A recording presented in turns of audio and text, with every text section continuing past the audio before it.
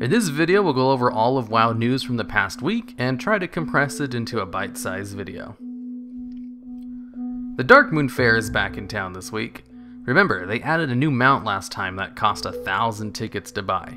So if you want it, you're going to want to do all the Darkmoon dailies every day because it's going to take you a few fairs to get it if you're only doing dailies for tickets.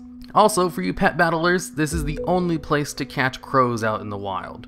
Crows are tier 1 PvP pets, so make sure to grab a few. They only appear as secondary pets with the Darkmoon Fireflies, so you just gotta go out and hope you get lucky.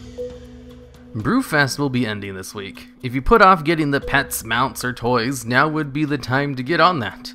Also, the trinkets from the dungeon boss were upgraded this time around and are pretty good starter trinkets for new alts.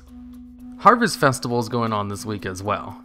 There isn't really much to this holiday, so I guess that's why they just kind of tacked it on to the end of Brewfest. You can go out and set things out for dead heroes of the Horde and Alliance and give your character a cosmetic glow. This week's PvP brawl is Southshore vs Taren Mill.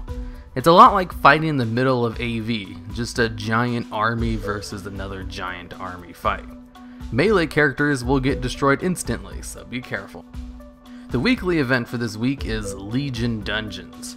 Extra items at the end of dungeons and quests to complete 4 mythic dungeons. It's neat, I guess. But next week we'll have the best weekly event that I look forward to every couple of months. That's of course the Pet Battle event. Just one more week till the good one. Account-wide Argus unlocks were hotfixed in last week. You now no longer have to do all of the quests in Argus on alts as long as you've completed them once to do world quests and stuff. You still do need to do like the very first quest to get to Argus, but that's it. And remember, you can use the Netherlight Crucible as soon as you get into the Vindicar too, which is just a straight buff to your artifact weapons at its first level. This past week, Blizzard made an announcement of sorts that they will be making an announcement at Blizzcon as to what's coming next in WoW. So, it's an announcement of an announcement.